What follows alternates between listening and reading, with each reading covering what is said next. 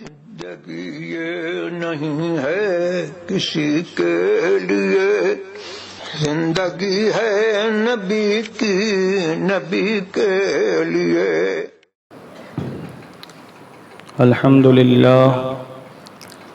الحمدللہ رب العالمین بدیع السماوات والارضین جامع الاولین والآخرین،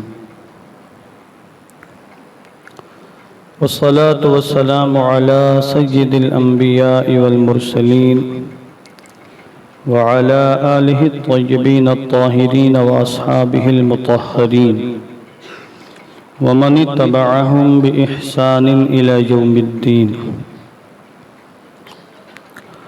أما بعد، فقد قال الله تعالى في القرآن المجيد والفرقان الحميد: فاسألوا أهل الذكر إن كنتم لا تعلمون۔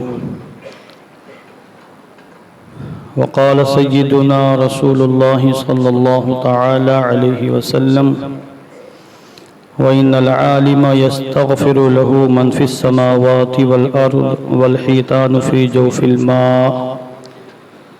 صدق الله العظيم وصدق رسوله النبي الأمين المكين الكريم، ونحن على ذلك لمن الشاهدين والشاكرين، والحمد لله رب العالمين۔ مولاي صل وسلم دائما ابدا على حبيبك خير الخلق كلهم،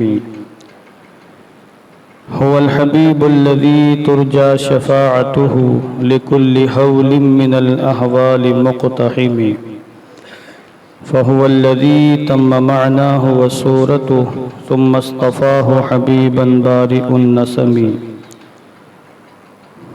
منزه عن شريك في محاسنه، فجوهر الحسن فيه غير منقسم۔ يا رب بالمصطفى بلغ مقاصدنا واغفر لنا ما مضى يا واسع الكرم۔ آئیے دل لگا کر انتہائی عقیدت و احترام کے ساتھ اپنی اور ساری کائنات کے مرکز عقیدت حضور رحمت عالم جان عالم فخر بنی آدم سید الانبیاء والمرسلین ارواحنا فداہ جناب محمد الرسول اللہ صلی اللہ تعالی علیہ وسلم کے مقدس بارگاہ میں درود پاک کا ہدیہ محبت پیش فرما لیں۔ اللہم صلی علی سیدنا شفیعنا حبیبنا مولانا محمد وبارک وسلم، صلاة و سلاما علیکا یا رسول اللہ صلی اللہ تعالی علیہ وسلم۔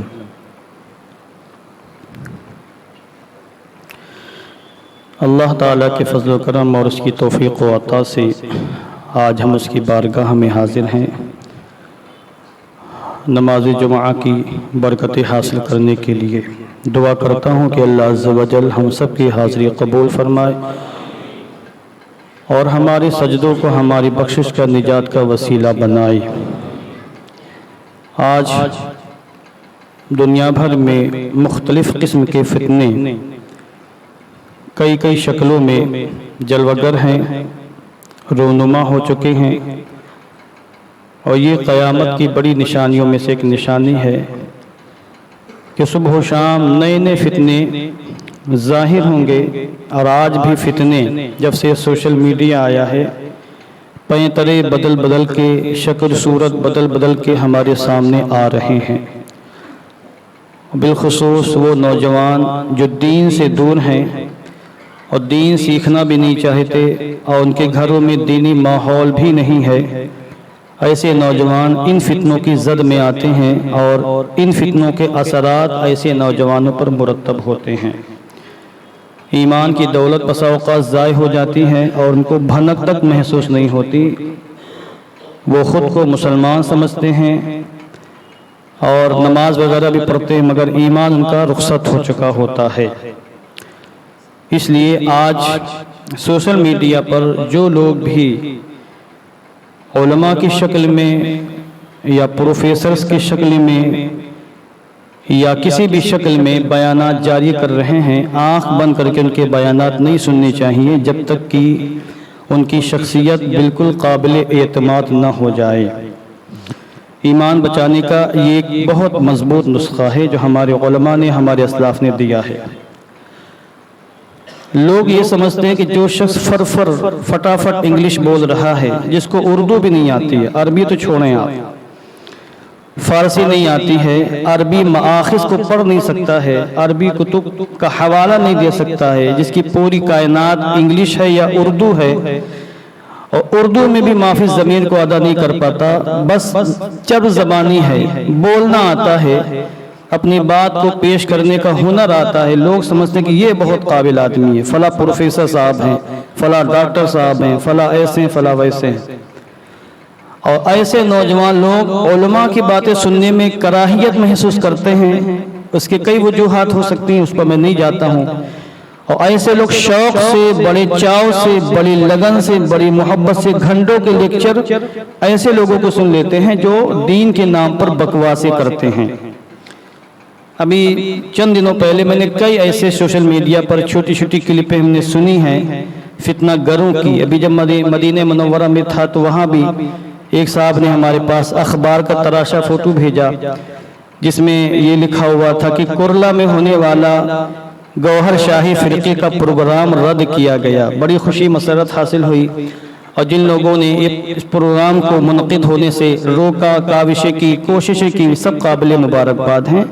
یہ بھی ایک اس زمانے کا بڑا عظیم فتنہ ہے، اور یہ جو یونس گوہر نامی فرقے کو پروان چڑھا رہا ہے، یہ کسی دجال اعظم سے کم نہیں ہے۔ میں صرف دجال نہیں بول رہا ہوں، دجال اعظم بول رہا ہوں۔ آپ اس کے بیانات سنیں، اگر آپ کے پاس دینی شعور ہے تو سمجھ جائیں گے کہ یہ دین کے نام پر کیا چیزیں لوگوں کے سامنے پیش کر رہا ہے، اور دین کو کس طرح توڑ مروڑ کے پیش کرنے کی کوشش کر رہا ہے۔ اس کے کفریات ہیں، بکواسات ہیں، ایسے کفریہ باتیں ہیں کہ جن کو سننے کے بعد کوئی بھی ذی شعور انسان اس بارے میں شک نہیں کرے گا کہ یہ انسان کافر و مرتد ہے، یا یہ کہ یہودیوں کا ایجنٹ ہے، عیسائیوں کا ایجنٹ ہے، اور شہد کے نام پر زہر پلا رہا ہے۔ بہرحال اس طرح کے جو لوگ ہیں، چاہے وہ محمد علی مرزا ہو، یونس گوہری ہو، یا اس طرح کے دیگر پروفیسر لوگ، ذاکر نائک کو بھی لے لیں آپ، یا اس طرح کے دیگر لوگ ہیں، وہ ایک نعرہ بلند کرتے ہیں جس کا اردو میں ترجمہ یہ ہے کہ اسلام میں ملائیت نہیں ہے۔ یہ ملا سے بنا ملائیت، یعنی ملا گیری اور مولوی گیری اسلام میں نہیں ہے۔ دیکھو اس میں دو خطرناک باتیں ہیں۔ ایک خطرناک بات تو یہ ہے کہ اس میں علماء کی توہین کی گئی ہے۔ ایک زمانہ وہ تھا جب بڑے بڑے جید علماء کو مولوی یا ملا کہہ دیا جاتا تھا، ان کا فخر تھا اس زمانے میں۔ کچھ باتیں عرف عام کے لحاظ سے بدل جاتی ہیں، چال چلن کے لحاظ سے بدل جاتی ہیں۔ آج کے زمانے میں ملا گالی ہے، آپ کسی بھی چھوٹے سے چھوٹے مولوی کو بھی ملا کہہ دو ناراض ہو جائیں گے۔ پھر آپ کتاب دکھائیں، دیکھیں فلاں کو ملا کہا گیا، فلاں کو ملا کہا گیا، تو وہ آپ کی بات نہیں سنیں گے، کہیں گے وہ اس زمانے کے لحاظ سے تھا، آج کے زمانے کے لحاظ سے گالی سے کم نہیں ہے۔ مولوی بھی کہہ دیا جائے جبکہ سامنے والا مولوی کہلانے کا بھی حقدار نہ ہو، خود کو علامہ فہامہ نہ جانے کیا کیا لکھتا ہے، اس کو بھی مولوی کہہ دو ناراض ہو جائے گا۔ تو آج کسی عالم دین کی جب کوئی توہین کرنے والا ہوتا ہے، توہین کرنا چاہتا ہے، تو پھر ملا کہتا ہے ملا صاحب کی باتیں ہیں، مولوی صاحب کی باتیں، بلکہ مولوی بھی نہیں، مولوی صاحب کی باتیں ہیں، یہ توہین کرنے کی طرف سے۔ تو یہ جو پروفیسر لوگ پروفیسر بنے گھوم رہے ہیں، حقیقت میں پروفیسر نہیں ہیں، ٹائٹل لگ گیا ہے، یہ توہین کرتے ہیں علماء کے تو ملا کہتے ہیں۔ تو اس جملے میں کہ اسلام میں ملائیت کی کوئی گزر نہیں ہے، ملائیت کا اسلام میں کوئی مقام نہیں ہے، ملائیت کی اسلام میں کوئی ضرورت نہیں ہے، اس میں دو باتیں کہتے ہیں۔ ایک تو علماء کی توہین کرتے ہیں ان کو ملا کہہ کر، اور دوسری بات ورغلاتے ہیں، یعنی دین سمجھنا ہے تو پھر عالموں کے پاس مت جاؤ، ان کی زبان میں ملاؤں کے پاس مت جاؤ، جن کے پاس قرآن کا علم ہے، حدیثوں کا علم ہے، ان کے پاس مت جاؤ، ہمارے پاس، ہم آپ کو دین سمجھائیں گے۔ اور افسوس کی بات تو یہ ہے کہ اگر آپ کو ایک بخار بھی ہو جائے یا کسی بھی نوجوان کو، میں کسی نوجوان کو ٹارگٹ نہیں کر رہا ہوں چونکہ پھنس رہے ہیں نوجوان، ہمارے بوڑھے لوگوں کا ایمان ماشاءاللہ بڑا مضبوط ہوتا ہے، وہ غیر نتھو خیرے کے پیچھے نہیں چلتے ہیں۔ یہ محمد علی مرزا کے جتنے بھی فالوورز ہیں اس کے جو ویوز بڑھتے ہیں نوجوان دیکھتے ہیں، کالج کے بچے، وہی پھنستے ہیں اس کے چکر میں، نہ جانے کون سا جادو اس کے پاس ہے، وہ تو عربی ایک لائن نہیں پڑھ سکتا، میں چیلنج کے ساتھ کہہ رہا ہوں۔ اس کی پوری جو دنیا ہے، پوری کائنات ہے، سوشل میڈیا ہے، اس کے ویوز ہیں، اور یہ جو اس کی اردو زبان ہے بس، اس کے علاوہ اس کے پاس کچھ نہیں ہے۔ حتیٰ کہ اس کے پاس جو کتابیں ہیں حدیثوں کی وہ بھی ترجمے والی ہیں، اردو والی، یعنی وہ عربی حدیث کی کتاب دیکھ کر بھی نہیں پڑھ سکتا ہے، ترجمہ۔ جب وہ اسکرین شاٹ لگاتا ہے ویڈیوز میں اپنے، وہ بھی سب ترجمے والی ہوتی ہیں۔ یہ تو اس کی کائنات ہے علم کی، اور نہ جانے اس کے پیچھے جب صرف چار زبانیں دیکھ کر اس کے پیچھے لوگ بھاگتے چلے جا رہے ہیں۔ بولنا آتا ہے، بولنا تو شیطان کو بھی آتا ہے، علم تو شیطان کے پاس بھی، اس سے بڑا کون عالم ہوگا شیطانوں میں؟ تو یہ تو کوئی بات نہیں ہے کہ بول لیتا ہے چل زبانی ہے، یہ دیکھیں کہ بات کیا کہہ رہا ہے۔ بہرحال تو علماء سے دور کرنے کی پوری کاوش کی جا رہی ہے، کوشش کی جا رہی ہے۔ اب یہ یقین مانیے جو شخص علماء سے دور کرنے کی کوشش کرے وہ علماء سے نہیں دور کر رہا ہے، در حقیقت قرآن و حدیث سے دور کر رہا ہے۔ علماء کی شان تو خود حضور رحمت عالم جان عالم نے اپنی زبان اقدس سے بیان فرمائی ہے۔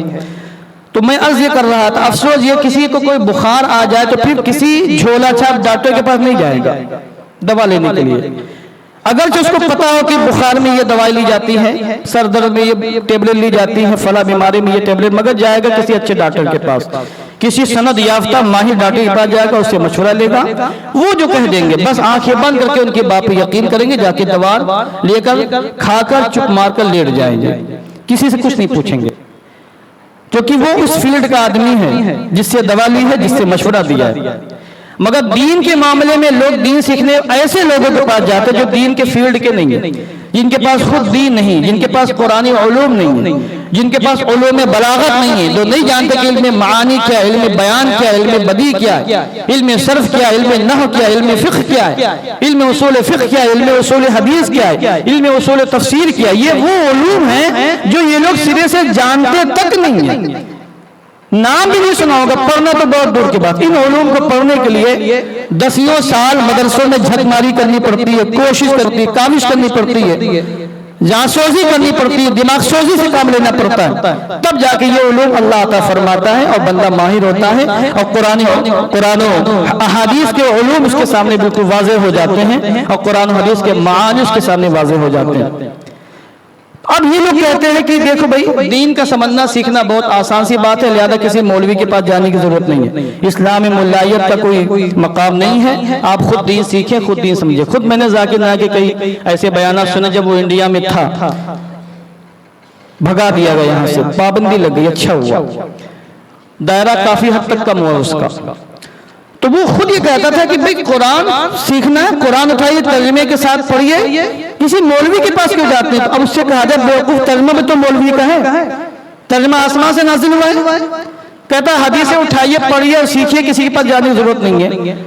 تو اگر پیدائشی طور پر عربی آتی ہے تو ٹھیک ہے، انسان پڑھ لے گا، اور ایسی بات نہیں، اس کو ترجمہ پڑھنا پڑے گا، اور ترجمہ پڑھنے کے لیے بھی جس زبان کا ترجمہ ہوگا اس زبان کو سیکھنا پڑے گا، یہ زبان خود بخود آ جائے گی، ترجمہ خود بخود آ جائے گا۔ پھر ترجمہ اگر کسی کو لغت دیکھ لے، لغت بھی کسی عالم کی لکھی ہوئی ہوگی، بھئی کسی پر اعتبار کیے بغیر، کسی کی بارگاہ میں جائے بغیر، کسی کے علم سے فائدہ اٹھائے بغیر کوئی انسان آگے ایک قدم نہیں چل سکتا ہے۔ کوئی شخص تقلید کا اگر منکر ہے تو آپ کوئی بھی لیا کرم خواہ کہیں کا ہو، میرے سامنے لکھا ہے، میں تو بہت ایک طفل مکتب ہوں، میں تو اپنے آپ کو کوئی عالم بھی نہیں سمجھتا باضابطہ، بس یہ کہ اللہ نے تھوڑا مرا نواز دیا ہے، جو بھی ہم سے ہو رہا ہم دین کی خدمت کر رہے ہیں۔ کوئی غیر مقلد ایک قدم بھی نہیں چل سکتا تقلید کے بغیر، سمجھے آپ؟ وہ ایسا پھنسے گا نا کہ بھاگتا ہوا نظر آئے گا۔ وہ پکڑتے ہیں ٹھیلے والوں کو، گمٹی والوں کو، ٹماٹر والوں کو، آلو بیچنے والوں کو، پان مسالہ بیچنے والوں کو، اور جب ان سے کہا جائے کہ ہمارے مفتی صاحب کے پاس یا عالم صاحب کے پاس آ کے ان سے بات کر لینا معاملہ کلیئر ہے، تو نہیں بھائی ہمارے پاس ٹائم نہیں آنے کا۔ تو یہ لوگ یہ کہتے ہیں کہ دیکھو بھائی مولویوں کے پاس جانے کی دین تو بہت آسان ہے۔ اس کا جواب میں دینا چاہتا ہوں آج۔ دیکھیے دین بلا شبہ آسان ہے، مشکل نہیں ہے، الدین یسر، اس کا معنی ہے دین پر عمل کرنا آسان ہے، مشکل نہیں۔ کوئی شخص اگر دینی احکام پر عمل کرنا چاہے تو اس کے لیے دشواریاں پریشانی نہیں ہے، آرام سے کر سکتا ہے، نو پرابلم۔ مگر یہ کہنا کہ دین کی ساری باتیں آسان ہیں، سیکھنے کی ہی حاجت نہیں، مدرسے میں جانے کی ضرورت نہیں، کسی عالم کے پاس جانے کی حاجت نہیں، تو پھر ایسا انسان گھامنا کا بیوقوف ہے۔ کوئی بھی میدان ہو، اس میدان کی کچھ باتیں بڑی موٹی موٹی ہوتی ہیں، ہر انسان سمجھ سکتا ہے، مگر اس کی تہ میں اور گہرائی میں جانے کے لیے پھر اس میدان کے جو ماہرین ہوں گے، جن کے پاس کمال حاصل ہوگا، ان کے پاس جانا ہی ہوگا، ان کے پاس جائے بغیر معاملہ بنے گا ہی نہیں۔ مثال کے طور پر علم طب میں جو ماہر ہوتا ہے ان کو ڈاکٹر کہا جاتا ہے، طبیب، حکیم، ڈاکٹر جو بھی کہہ لیا۔ تو چھوٹی موٹی باتیں سب کو معلوم ہوتی ہے کہ سر میں درد ہو تو یہ ٹیبلٹ لینا ہے، بخار ہو جائے تو یہ ہو جائے، زخم ہو جائے تو فلاں تیل لگا لینا ہے، یہ چھوٹی موٹی باتیں سب کو معلوم ہوتی ہیں۔ مگر علم طب میں گہرائی تک پہنچنے کے لیے میدان کے ماہرین سے رابطہ کرنا ہوگا۔ تو اسی طرح دین میں بھی موٹی موٹی باتیں سب کو پتہ ہوتی ہیں، مگر یہ کہنا کہ دین کے سارے مسائل انسان علماء کے بغیر، علماء کی مدد کے بغیر سیکھ سکتا ہے، یہ بالکل جہالت اور حماقت ہے۔ اب دیکھیے مثلا مسلمان ہونے کے لیے توحید کا اعتقاد ضروری ہے، یہ سب جانتے ہیں، ہر مسلمان جانتا ہے کہ مسلمان موحد ہوتا ہے، توحید کے بغیر کوئی مسلمان نہیں۔ توحید پر ایمان رکھنا، رسالت پر ایمان رکھنا ضروری ہے۔ اسلام میں نماز فرض ہے، روزے فرض ہیں، زکوٰۃ فرض ہے، اور صاحب استطاعت پر حج بیت اللہ فرض ہے۔ یہ موٹی موٹی باتیں ہر انسان سمجھ سکتا ہے، ان کے لیے کسی عالم کے پاس جانے کی حاجت نہیں، آپ سن کر بھی یاد کر سکتے ہیں، کسی بھی کتاب کو اٹھا کے دیکھیں، یہ ساری باتیں مل جائیں گی آپ کو۔ مگر توحید کے تقاضے کیا ہیں؟ اللہ پر ایمان لانے کا مفہوم کیا ہے؟ کن کن باتوں سے انسان مشرک ہو جاتا ہے؟ کون کون سے کام توحید کے خلاف ہیں؟ کون کون سے کام توحید کے منافی ہیں؟ رسول اللہ پر ایمان لانا، نبیوں پر ایمان لانا ضروری ہے، مگر رسالت کے تقاضے کیا ہیں؟ کن کن باتوں پر ایمان لانا باب رسالت میں ضروری ہے، اور کون کون سی باتیں رسالت کے خلاف ہیں؟ کن کن باتوں سے نبیوں کی توہین ہو جاتی ہے؟ کن کن باتوں سے اور کن کن اعتقادات سے انسان دین سے باہر ہو جاتا ہے؟ ظاہر سی بات یہ بھی پیچیدگیاں ہیں، یہ گہرے مسائل ہیں، سیکھنا بھی ضروری ہے، اور انسان خود سے سیکھ بھی نہیں سکتا ہے جب تک کہ وہ علماء کی بارگاہ میں نہ جائے یا علماء کی لکھی ہوئی کتابوں سے رجوع نہ کر لے، نہیں سیکھ سکتا ہے۔ موٹی موٹی باتیں یہ اہم ترین باتیں ہیں، ان کو سیکھنے کے لیے پھر علماء کی بارگاہوں میں جانا ضروری ہوگا۔ اس کو میں آسان کر کے سمجھاتا ہوں۔ کالج میں اور یونیورسٹیوں میں، اسکولوں میں آپ کے بچے پڑھنے جاتے ہیں، بھئی یہ بات تو سب کو پتا ہے کہ اسکول میں پڑھائی ہوتی، کون نہیں جانتا اسکول میں پڑھائی؟ اسکول ہوتے ہی کس لیے؟ پڑھائی کے لیے اسکول ہوتے ہیں۔ یہ بات بھی سب کو پتا ہے کہ اسکول میں بچوں کو کتابیں ملتی ہیں، یہ بات بھی سب کو پتا ہے کہ اسکول کا ایک نظام، ایک سسٹم ہے، ٹائم سے جانا ہے، ٹائم سے آنا ہے، یہ ساری باتیں سب کو پتا ہے۔ پھر آپ بتائیں، آپ اپنے بچوں کو اسکول بھیجتے ہیں، کتاب مل چکی ہے، بیگ مل چکا ہے، اب پھر بھی آپ روزانہ ٹائم پر بچوں کو لے کر روڈ پر کھڑے ہوتے ہیں، اور رکشہ نہیں ملتا ہے تاکہ ماتھے پسینہ آتا کہ بچہ لیٹ نہ ہو جائے، کہیں اس کا سبق نہ چھوٹ جائے۔ گویا کہ آپ جان رہے ہیں کہ اسکول میں تعلیم ضرور ہوتی ہے، مگر ہمارے بچے کے لیے استاد ٹیچر ضروری ہے، کتابیں مل چکی ہیں، بیگ مل چکا ہے، اسکولوں میں تعلیم ہوتی ہے، مگر آپ کتاب لے کر گھر میں بیٹھ نہیں جاتے، بلکہ روزانہ پابندی کے ساتھ بچوں کو اسکول بھیجتے ہیں، کیونکہ آپ کو پتا ہے کہ کتابوں پڑھ کر ہر بات نہیں حاصل کی جا سکتی ہے جب تک کہ ہمارا بچہ ٹیچر کے سامنے نہیں بیٹھے گا، اور ٹیچر ہمارے بچوں کو صحیح ڈھنگ سے کتاب کے مضامین سے آگاہ نہیں کریں گے اور ہمارے بچوں کو نہیں پڑھائیں گے، تب تک کہ ہمارا بچہ صحیح ڈھنگ سے کتاب کو نہیں سیکھ سکتا ہے۔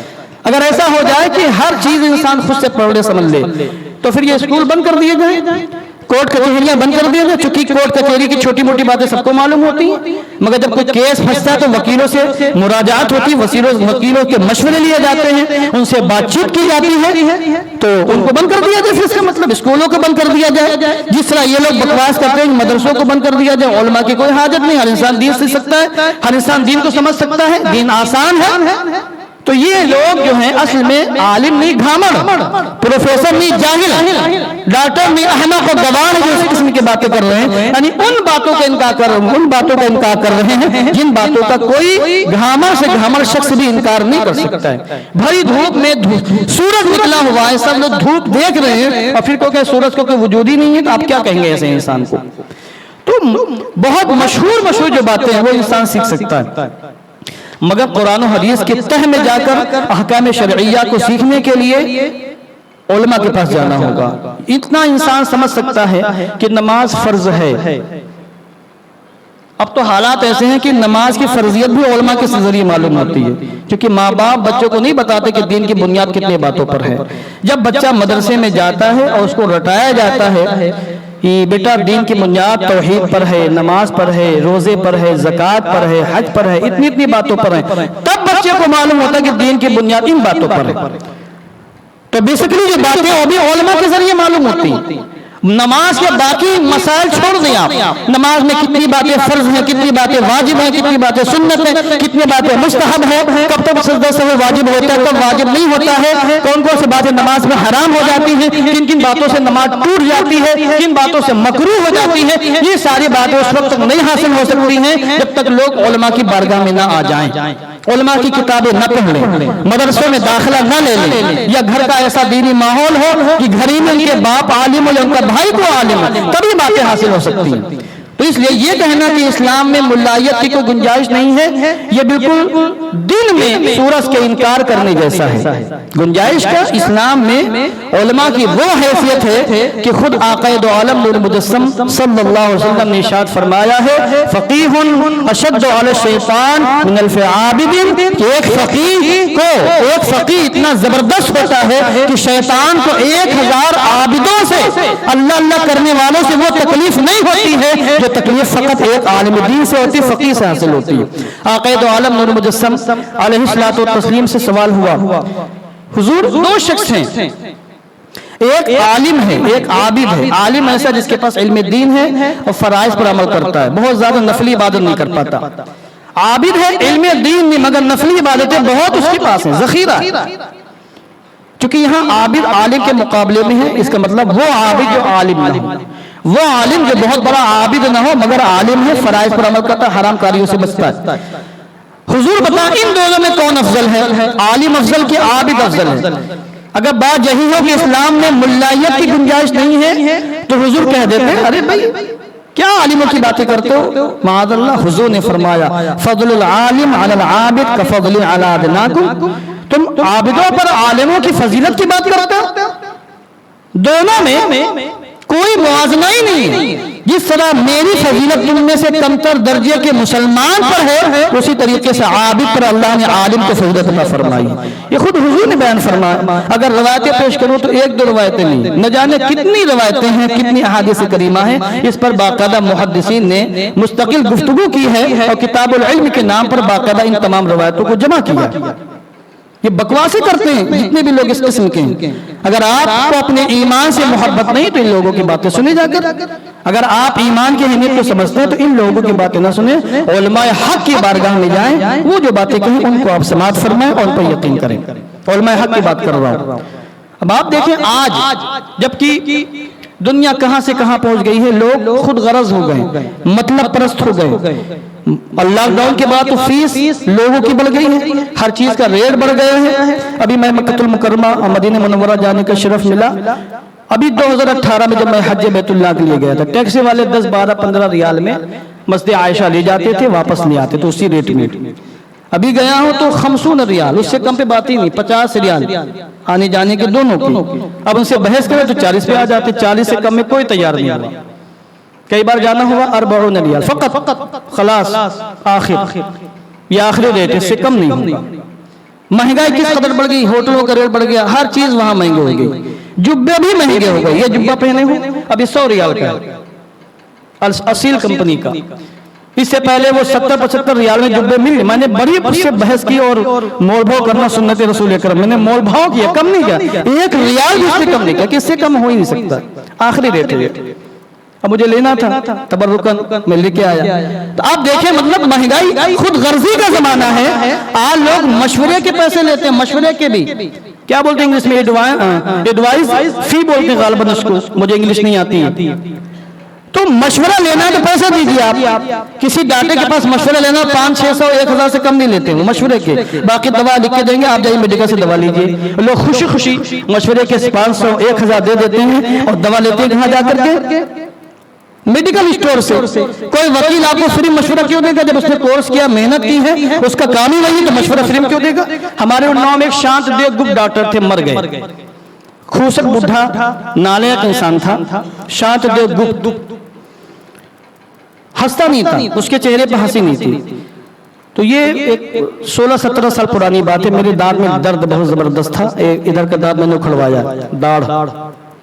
मेरे भाई सब उसके पास लेके गए, तो वहां पर उसने लिख के रखा था कि मशवरे की फीस 200 रुपये। कितनी? 200 मशवरे की फीस। तो मेरे सामने एक साहब आए, कुछ बोलना चाहते थे, तो डॉक्टर ने कहा कि यानी पहले बोर्ड देख लो, एडवाइसेस क्या बोलते हैं उसको, फी 200 रुपीज। यानी आप मुझसे बात करो, पहले बोर्ड देखो, बात करने से पहले बोर्ड देखो, 200 जमा करो, उसके बाद बात करो मुझसे, क्या बात करना है तुमको। तो वो इतना तेज इंसान था, पैसे पहले लेता था, बात बाद में करता था, मशवरा बाद में कि इसमें क्या दवा लगेगी, कैसे इलाज होगा, वो सब बात के बाद, पहले 200 जमा करिए आप। तो उसने कहा भाई 200 तो नहीं है, तो आप जा सकते हैं, प्लीज तशरीफ ले जाइए। बात नहीं की उसने।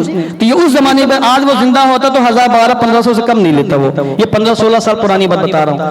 तो खुद गर्जी का जमाना इतना है, ऐसे वक्त में भी उलमा मुफ्त में मशवरे देते हैं, जबकि उन्होंने 9-10 साल खपाया है, मदरसों की जिंदगी काटी है, न जाने कैसी कैसी पानी वाली दालें खाई हैं, कैसे कैसे घुल लगे बदबूदार चावल खाए। रोटी तो उलमा को मुयस्सर नहीं होती तालिब इल्म के जमाने में, क्योंकि मदरसों में आमतौर से रोटी का एहतमाम नहीं होता, रोटी में बड़ी झकमारी होती, मेहनत का काम है, अलग से बावर्ची रखना पड़ता है, और इतने बच्चों को रोटी कहाँ से मिलेगी? दोनों टाइम चावल दाल सब्जी, चावल दाल सब्जी, ये खाकर उलमा ने 10-15 साल मदरसों में काटे हैं। तब जाके कोई शख्स आलिम बनता है, मुफ्ती बनता है, फतवा देने के काबिल होता है। तो हालात तो ऐसे कि लोगों के दिलों में उलमा की मोहब्बत पैदा की जाए, और ये बताया जाए कि आप उलमा से रुजू करें, दीन सीखें। उन्होंने दीन सिखाने ही के लिए जिंदगी को वक्फ किया है, उन्होंने मेहनत की है 10-12 साल। तो ऐसे वक्त में लोग उलमा से दूर करने की कोशिश कर रहे हैं।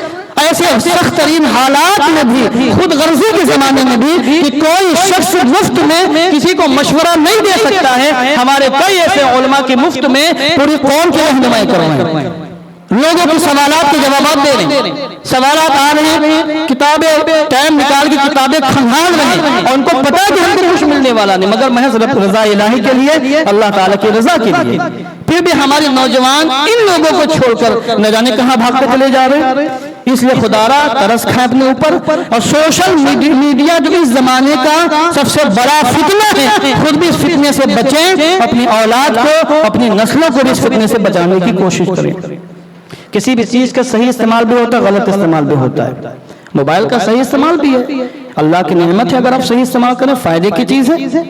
इंसान कहां से कहां होता है और बातें कर लेता है, वीडियो कॉलिंग में देख भी लेता है, दीदार भी कर लेता है, दीनी मसाइल भी उससे सीख सकते हैं, नाते सुन सकते हैं, बेशुमार दीनी फायदे हैं। मगर गलत अगर इस्तेमाल किया जाए तो ग़ायबन नुकसान है उसका। इसलिए आप उसका सही इस्तेमाल करें, और बिलखुसूस दीनी बयानात में भी आप ज्यादा काबिल मत बने। हमारे नौजवान बास हम बहुत काबिल, हम समझ सकते हैं कौन सही कौन गलत, फिर वहीं पे शैतान डंडी मारता निकल जाता है उनके हाथ से ईमान। तरीका यह है कि भाई जो शख्स बद मजहब है उसकी बात आपको सुननी नहीं। अब मेरा ग्रुप महबूब सुभानी ग्रुप के लोग वीडियो डाल देते, हालांकि वीडियो डालना मना है, मैंने मना कि मत डालिए, आप खुद सुनिए, आपको डाउट हमसे पूछ लीजिए। आप हजरत ये क्या कह रहा है, हजरत ये क्या कह रहा है, अरे भाई हमको क्या मतलब कौन क्या कह रहा है। दुनिया में लाखों करोड़ों किस्म के लोग मुख्तलिफ किस्म की बकवासें कर रहे हैं। आपके सामने जो मसला दरपेश है, आपको जिस मसले की हाजत है वो आप पूछे, हम जवाब देंगे। कौन क्या कह रहा है, कौन क्या बकवासें कर रहा है, आप उसके पीछे क्यों, आपने उसकी बात तो सुनी ही क्यों? इंगोर करें, निकाल के बाहर फेंकें, किसी ने भेजा है तो आप उसको शेयर न करें, ना देखें। चेहरा खोला, आपने देखा कि तारीख जमील है, बंद करें, उसको डिलीट मार दें। सुनने की हाजत नहीं है, न सुनेंगे, न वसवसे पैदा होंगे, न इस किस्म की बातें दिमाग में आएंगी कि इस्लामी मुल्लायत की गुंजाइश नहीं है। ये चंद बातें मारूजी शक्ल में मैंने पेश की हैं। दुआ करता हूँ कि अल्लाह अज़्ज़ा वजल हम सबको फितनों से महफूज व मामून फरमाए, और हमारे ईमान की, हमारे नस्लों की ईमान की हिफाजत फरमाए।